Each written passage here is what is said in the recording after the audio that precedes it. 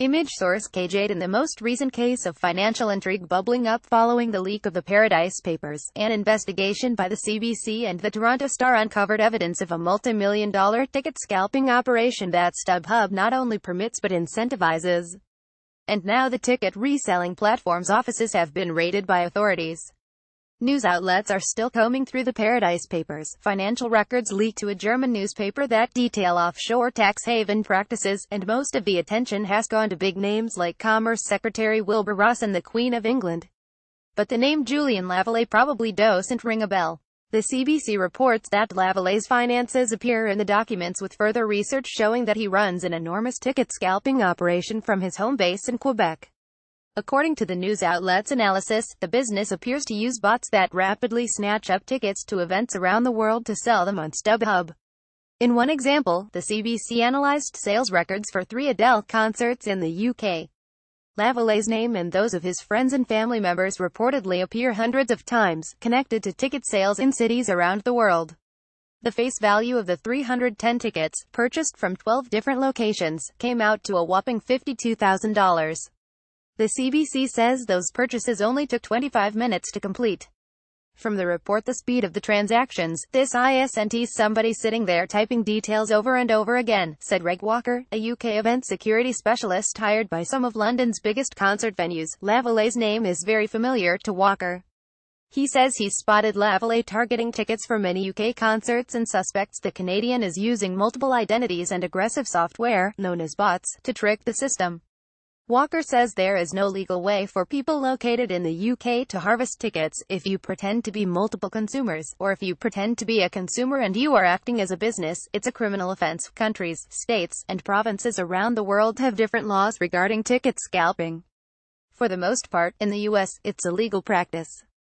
There's no federal ticket scalping law, and each state has its own individual restrictions. The Better Online Ticket Sales Act of 2016, however, made it illegal nationwide to use bots to vacuum up tickets at a rapid rate. StubHub requires users to follow all relevant laws, but the existence of a password-protected top seller portal shows that the ticket reseller site is apparently more than happy to reward sellers who are scalping enormous numbers of tickets, volumes that likely couldn't be achieved without the use of bots. According to StubHub's Top Seller Handbook, a high-volume reseller who is invited into the program can receive significant discounts on the 10% fee that StubHub applies to transactions. Gross ticket sales of between $250,000 and $5 million entitle participants to increasingly greater reductions of StubHub's commission. According to Walker, StubHub said Lavallee was one of their biggest global resellers. The idea that a reseller on StubHub could possibly be making $5 million in sales through filling out Forms 1B1 on Ticketmaster is a stretch. In a statement to the CBC, StubHub responded to the report. StubHub agrees that the use of bots to procure tickets is unfair and anti-consumer. StubHub has always supported anti-bots legislation and encourages policymakers to look comprehensively at the host of factors that impact a fan's ability to fairly access, buy, resell, or even give away tickets in a competitive ticket market. Ultimately, however, StubHub will have to tell it to investigators at the UK's Competition and Markets Authority. On Thursday, authorities with that agency raided StubHub's London office. 3 other online ticket retailers were also targeted in a crackdown that's part of a year-long investigation into the industry's practices.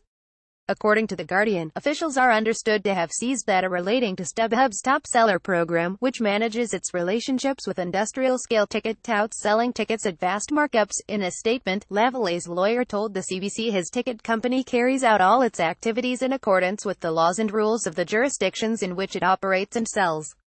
Gizmodo has reached out to StubHub for comment on the CBC and UK investigations, and we'll update this post when we receive a reply.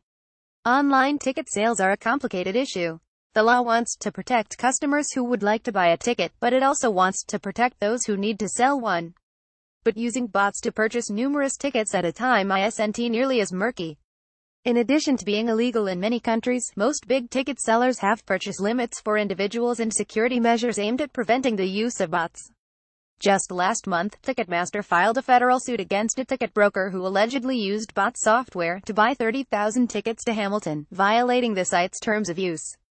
The question is whether authorities will hold StubHub and its parent company eBay legally liable for encouraging those kinds of violations. CBC